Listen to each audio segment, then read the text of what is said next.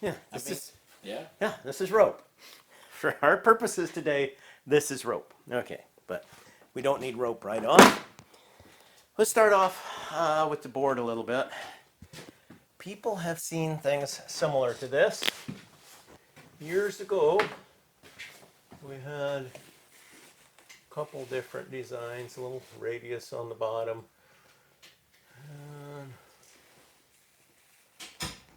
or we'd have another one more like this.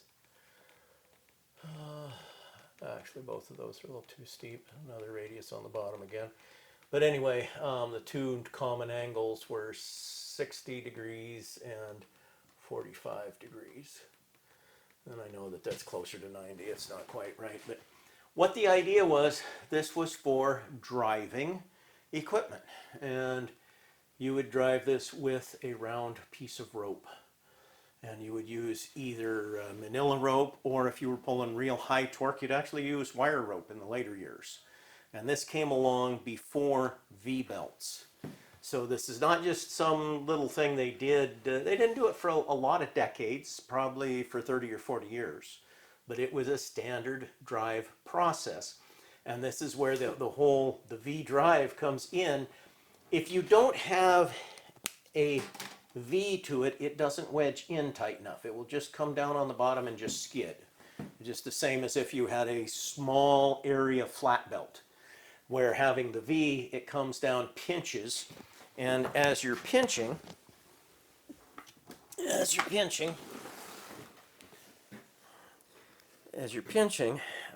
you are around here, you can see this.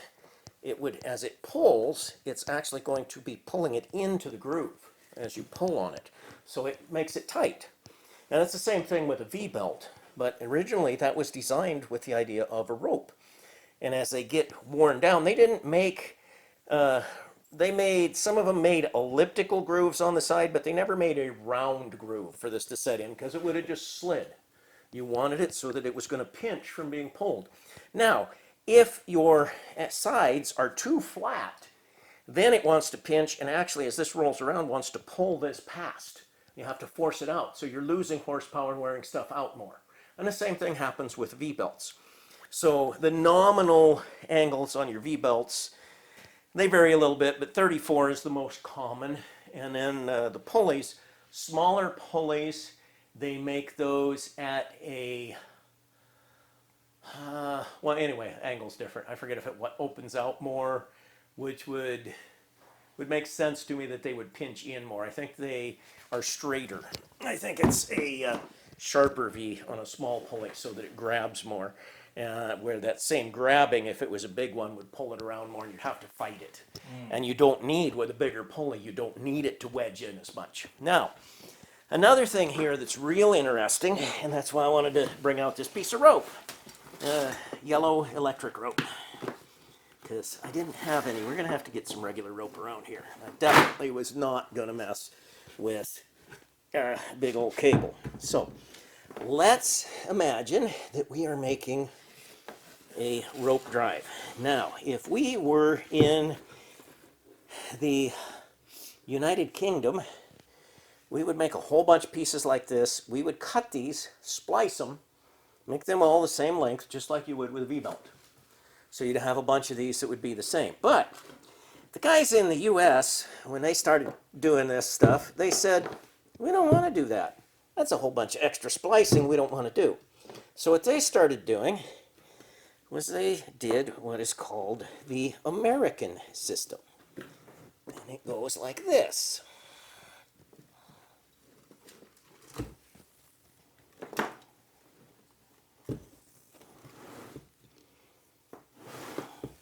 And with your United Kingdom system that you had there, you may have also had a tensioner on there. You know, it was not a definite that you just have to have these exactly the same length. You could even have multiple tensioners. You can have, you know, as these vary in length, you could have multiple tensioners. And that's something to think about too. When we're looking at V-belts, there's a lot to be said for matched V-belts. And you get matched V-belts that are all the same, made out of the same area in the molding, so that they are matched for length. Now, the matched length is good for take-up, so that you get them all tight at the same time. But if your belts are on like a large distance, or if you had individual tensioners, it really doesn't matter, because the only difference would be how much slack is on the bottom. And if you are driving on one side, the other side is just hanging loose like you would on a large distance, it wouldn't matter. Now, they do need to be really close in thickness though, because if they're different thicknesses, then they'll be trying to drive at different speeds. And that causes a real problem. But back to our rope scenario here, because we're trying to figure this out as an American system. Because they didn't want to do all those splices. So what they do is they would do this.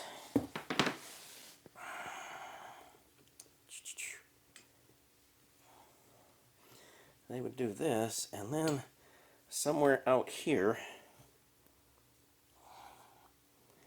those are all coming around like that, somewhere out here they'd splice these, and then they'd have just one idler that pulled the one strand.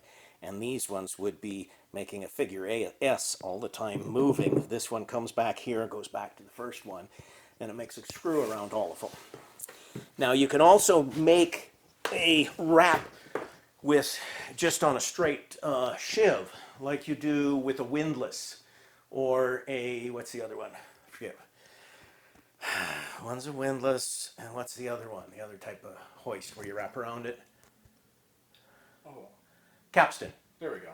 Yeah. Windlass and capstan. One's vertical, one's horizontal. Anyway, your windlass and capstan, you wrap the rope around a few times to give it friction, and then as you pull it, you have a control over whether it pulls or not. You can do the same thing between two just flat drums. You get a lot of wear because the rope is always moving to the side as it feeds on and feeds back. Also on these style here, when they were doing this, when this was popular, sometimes they would make the grooves off to one side. So you'd have the same angle between them, but it would be canted off to one side. So this side would be closer to flat, depending on how you're going in between the two. Also, which you can do with V-belts also, but especially where you've got this rope drive, it doesn't really care if these are canted a little bit. So they don't have to be absolutely parallel, because you have a cord that's rolling around in there. Now, getting into our V-belt, while we're discussing things, there are cogged, which is not a drive cog. Drive cogs are actually where they are a timing belt. Then there's ribbed belts on the newer ones too, but which were originally was one of the names for cog belts before they came out with the ribbed belts that are made different now. But these here make the belt grab harder on the sides, because they've got that little bit of space in between them. They will grab in a little bit more. So this style belt will take more horsepower than the smooth one, but this one really sucks. Like if you have a rototiller, if you have a snowblower, something like that, where you have one of those adjustable belt tensions for the clutch, because this one you can go and this will grab a little bit, and then it'll finally get enough to where it drives. This one will do nothing, and everything. Yes. So you don't use these when you are using it for a clutch. Now, there's one similar to this though that they do use on snow machines, but you have a lot more area. And they just burn them when they pull them in anyway. It's a whole different world. If you're a snow machiner, you're more familiar with that. Also, these belts come in different widths. There's metric widths, there's inch widths. There's the A, the B, the C, the D, the E, the F. There's also the 4s, the 5s, and a 4 is a 1/2 inch nominally, a 5 is a 5/8, a 6 is a 3/4. A B is also almost a 5/8, but it's actually an 11/32, I think it is. And then you got your metric sizes. Now you've also got some of your belt nomenclature goes by the outside of the belt. A few, but very few, go by the inside of the belt. And you always want to make sure that your belt is not dragging on the bottom. Again, just like with your rope. You don't want, if you have pulleys, you have some wear on here and it's skidding and getting polished on the bottom, you got to redress these or replace the pulley. It's not going to work. It's going to just, no matter how many times you put a belt on it, it's going to not work. And so, anyway, like this one here, this is an adjustable pulley, and this one looks like it's stuck enough from old age. But on this one, if you notice, there's almost no bottom on it. And in fact, there is. It's just space in there. This one is meant to be used, not just adjustable a little bit for its size, but it's meant to be used with multiple belts.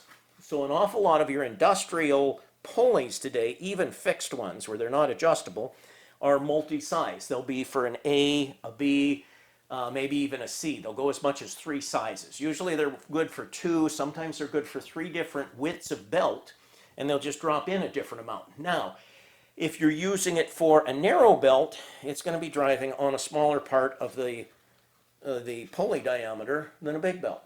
So your speed is going to be different. The speed is supposed to be figured by the pitch diameter, i.e. just the middle of the friction surface on the belt here. That's where it's supposed to be figured from. You can look that up. You can guesstimate what it is. 99% of the time, those of us in industry, we just measure the outside of the pulley and we go number of the outside to the number of the outside of the other ones because it's simple and it's within 10% of what you need.